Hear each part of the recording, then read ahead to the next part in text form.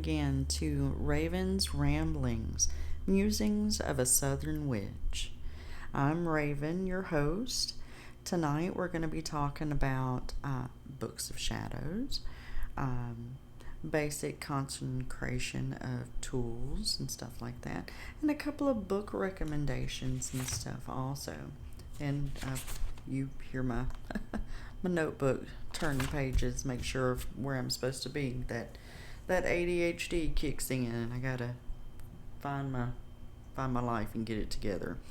So, Books of Shadows. Now, what will we have nowadays? We have like actual books, digital things like that. But back in the originals, I like to call them the original times, oral tradition was the main form of record keeping. Everything was done by word of mouth because that's what they had. The majority of people were illiterate, and that's a lot of that is because they were poor, and only royalty and royal families in some areas were able to be literate, that had the scholars come and teach and things like that. So most of it was done orally. Now, when I say orally, these things were passed down through family lines. If there wasn't a family line, then the wise woman of the village may select someone in the village to bring up as an apprentice and teach the ways of witchcraft, or what we consider witchcraft. They probably did not consider it that then. So, the oral traditions would be passed down and passed along from family to family, or from the different members of a coven, things like that.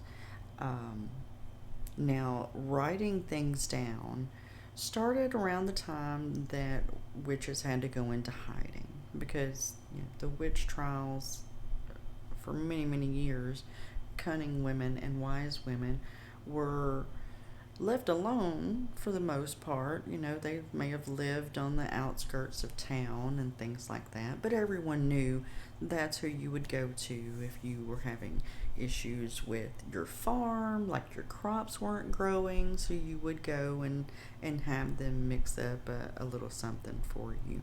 Or if you had some type of ailment, some of the first nurses and doctors, what we would consider modern day ones, were witches, were wise women or cunning women, because they were the ones that knew herbs and the medicinal properties of it, and then also those magical properties of it.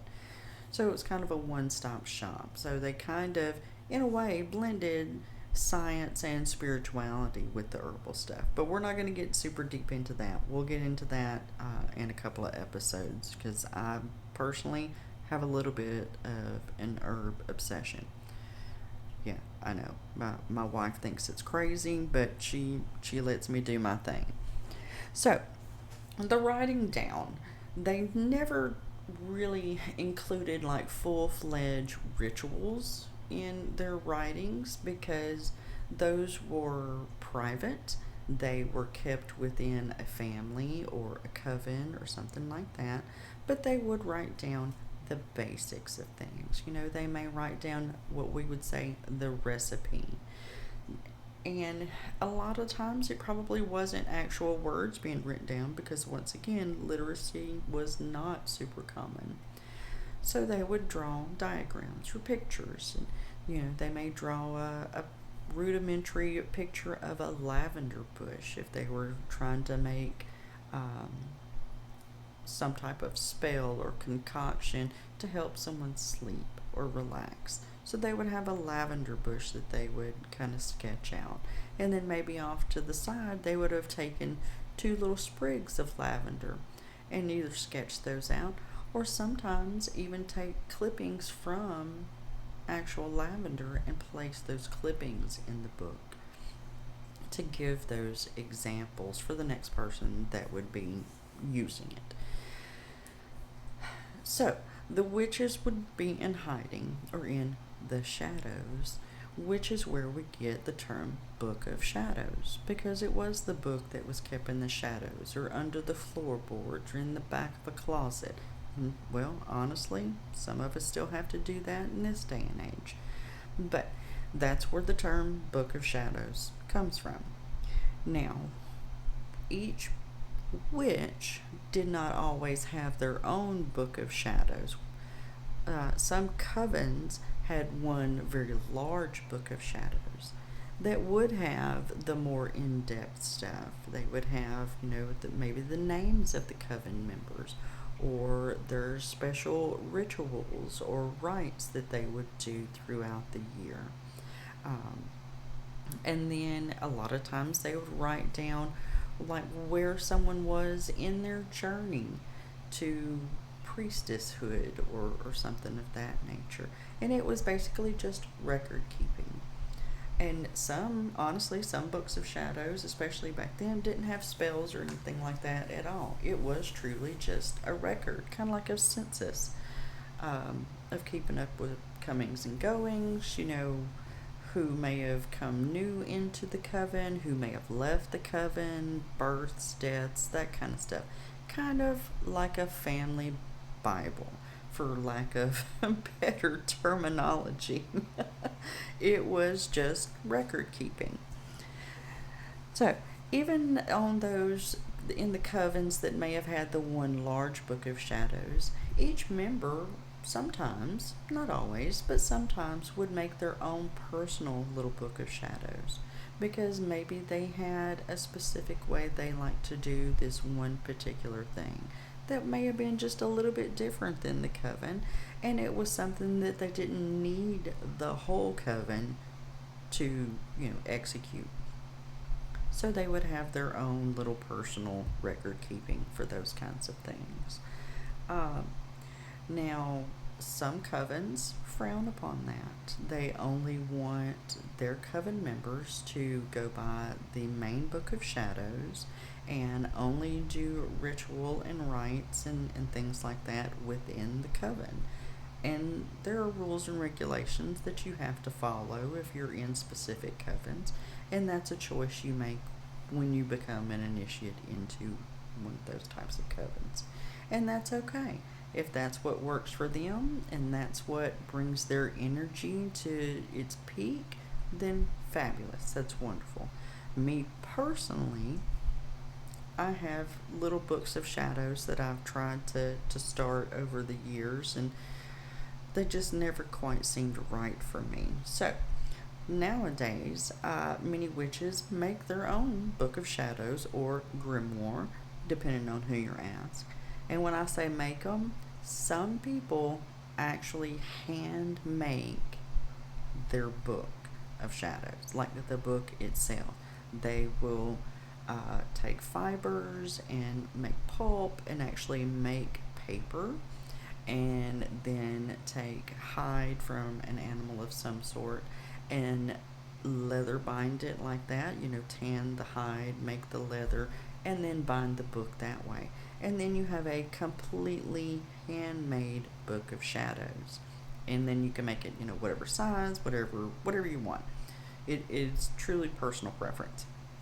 Now, I don't know about you, I don't have that kind of time. So, store-bought journals are extremely popular.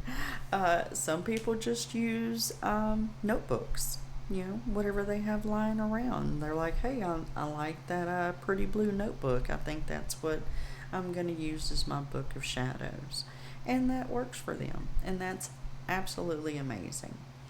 I have, I don't even want to know how many dozens of different notebooks and journals that I've bought over the years, thinking this is going to be the one. This is what I'm going to do. I'm going to write all my stuff in it, and it's going to be amazing, and I'm going to be organized, and I'm going to have all my witchy life together. That has yet to happen, but I'm working on it. Now, some people, especially nowadays, this is the digital age, some people do it on their computers or their phones even. There's even little apps out there, I think, that you can purchase, and and use to make a book of shadows for yourself. Now, I know there are different apps out there that have a already made up book of shadows with several base spells and things like that in there. And that's a great jumping point, honestly, because it kind of gives you an idea of what others are doing. Because some of us, like myself, are super insecure and like, well, am I doing this right? Like it seems to work for me, but is it just so far off the wall that it's really not as effective as it could be? So being able to look at those other books of shadows or books of shadow apps or websites or whatever really kind of help tamp down that insecurity. So, by all means, do some research. There are a ton of YouTube videos about how to make a Book of Shadows. There's even Book of Shadow tours. People will sit down, put their camera over their desk or whatever, and actually flip through those books of shadows that they have personally made and give you that intimate glance at how their mind works, because honestly, it is a very, very personal thing to make a book of shadows, because it's just very intimate, because it you bear your soul into those, the different things that you can put in them. A lot of people believe that you should always start your book of shadows with a dedication of some sort.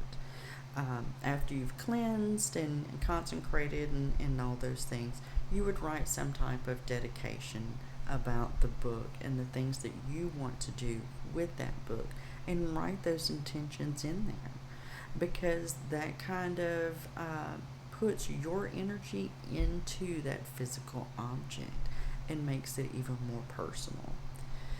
Once you've done that, if you decide to do that, because you don't have to, remember on episode 1, there's not really a lot of hard and fast rules. This is really personal preference and what works for you. Okay? A lot of people put spells in there. They may write out the basics of their witchcraft, and starting with like the elements and the moon phases and different crystals and just whatever. That's basically witchcraft 101 type stuff. And we'll get into that in a couple episodes, those more specific things. But some people write those in their book of shadows. And that's great. You know, in the beginning of your craft, that's a great way to kind of make that information stick a little bit better in your brain. Most scholars will tell you that you're going to remember something more if you write it down than if you just read it or hear it or whatever. So writing it out like that, fabulous idea. Have I done that? Nah, not so much. Why? Well, I get lazy and busy and ADHD kicks in.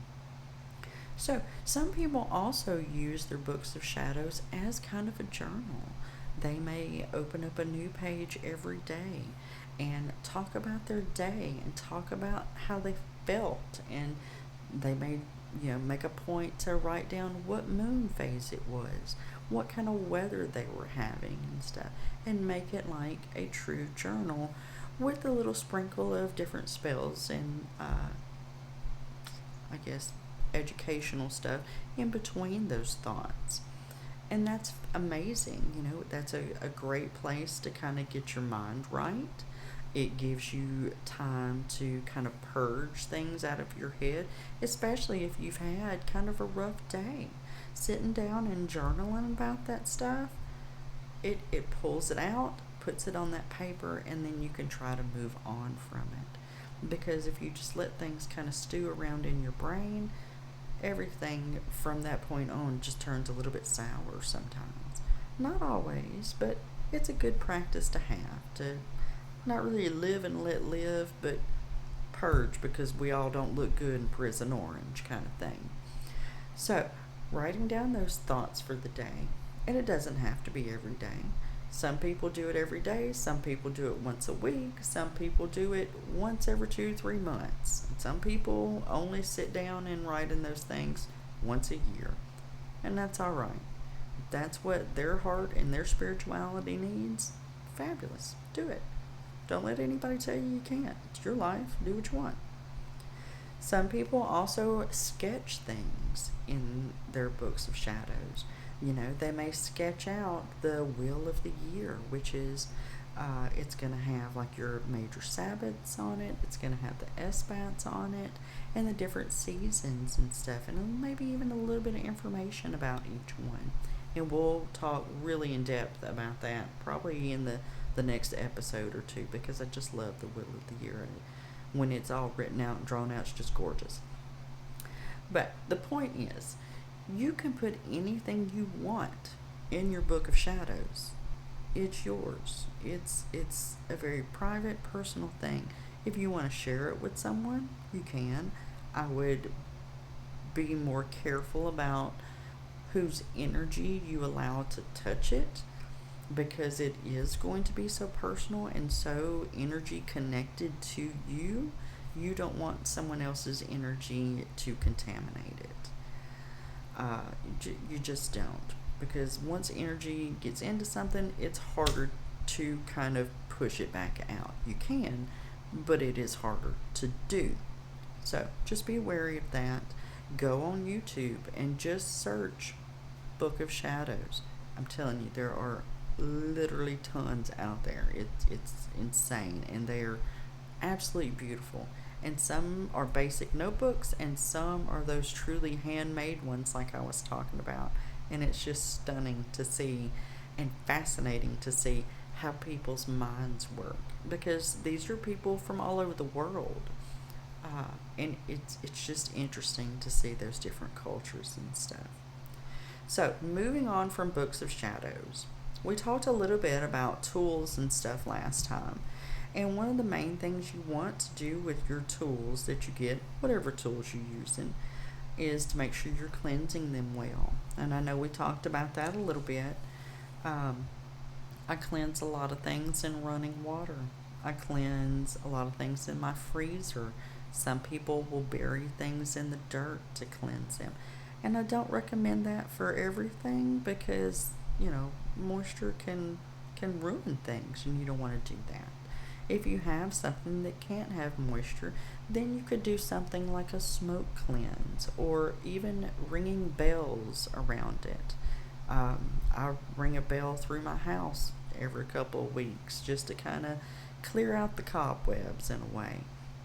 So bells are a really good sound cleansing.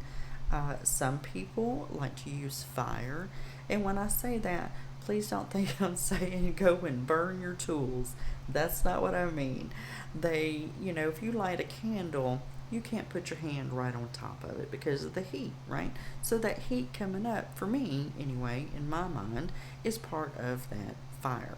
So, fire cleansing through the heat of a flame, it's not actually touching the flame, and you're not sitting there holding it directly over the flame, because even the most sturdy of things could be damaged by that if you did it for too long. And you're holding the daggum thing, and you don't want to burn your damn self.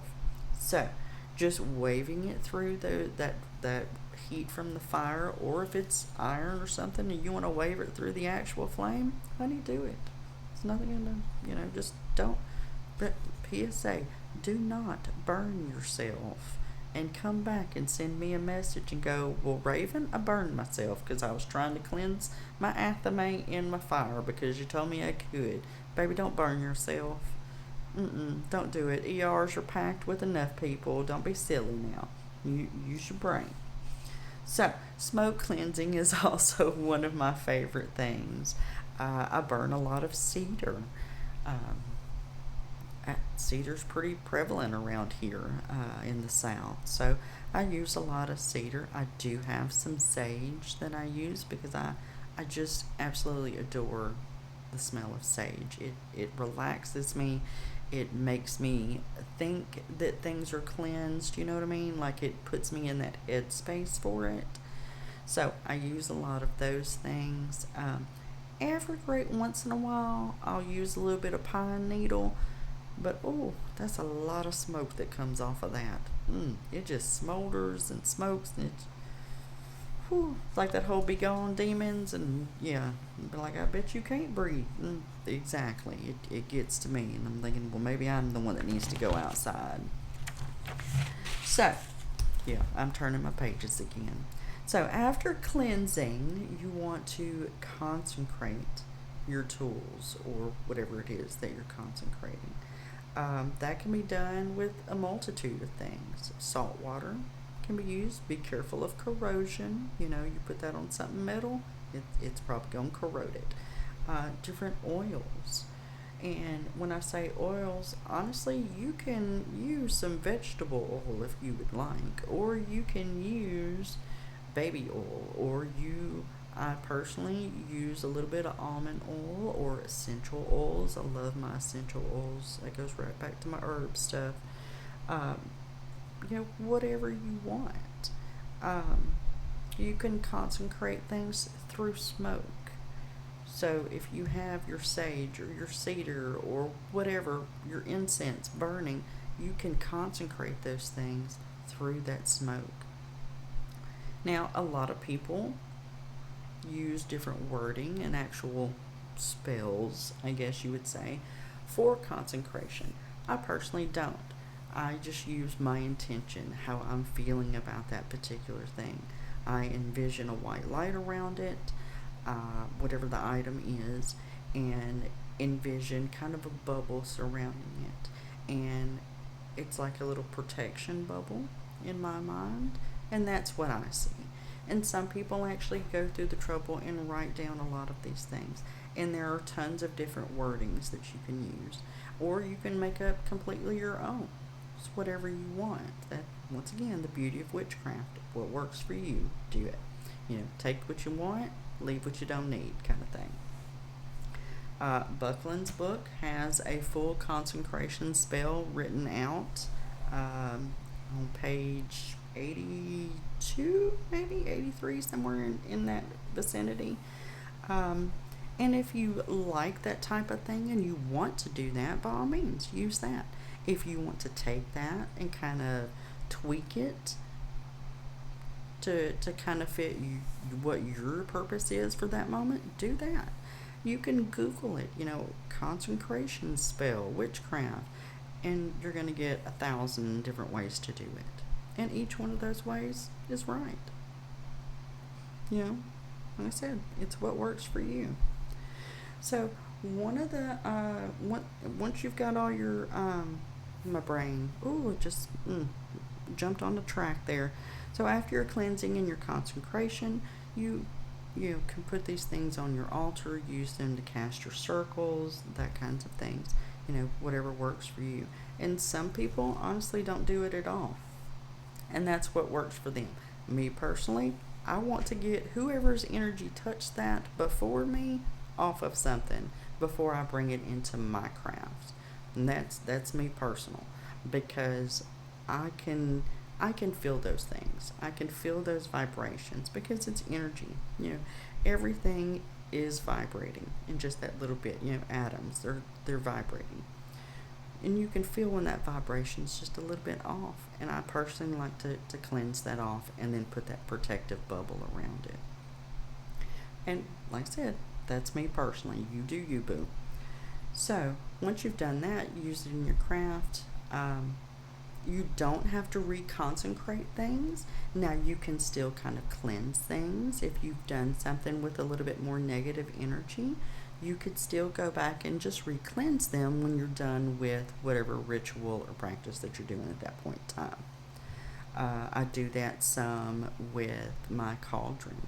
If I have burned a certain type of herb or something in there, and I kind of want to get rid of that before I put a purification thing or protection thing in there, then I'm going to cleanse that out before I move on with it, just because I don't want the layer of that negative energy underneath the other stuff that I'm doing. Some people do cleansing rituals throughout their home. I personally do probably about every 2 to 3 months. I will cleanse my whole home and then do a little consecration type stuff on each of my doors. with just a little bit of salt water, just as an extra protection. Because I also do a salt ring. Well, I say a salt ring. It's a salt mixture of herbs and eggshells and so forth. That's too much right now. I know. We'll get to that. I promise. But I do that around my whole property. Um, Usually around the full moon or right before the full moon, just as extra protection. And I'm in the South. I always do a little bit extra right before hurricane season because, oh, honey, we ain't got time for that. We don't want no trees on the house and stuff. That ain't good.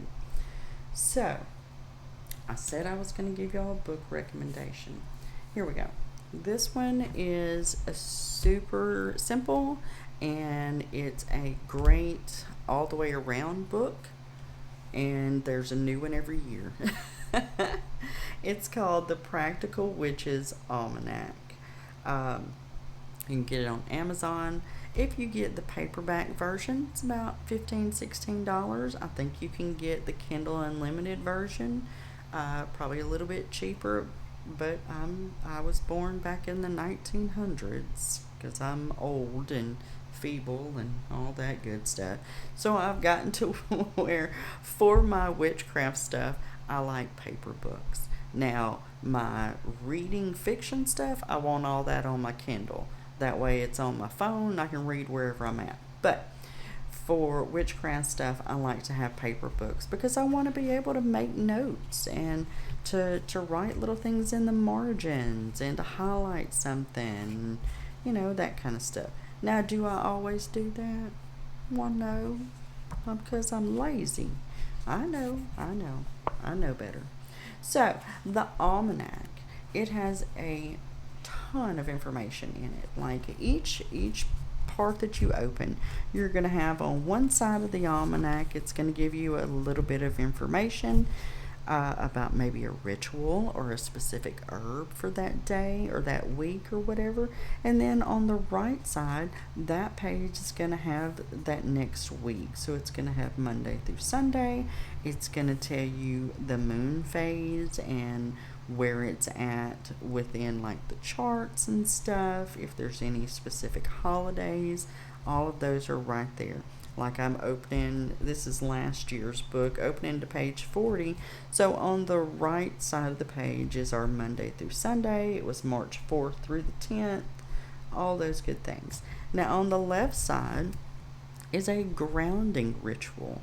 And it says things like grounding rituals like this can be rejuvenating and help deepen your connection with the healing energy of nature.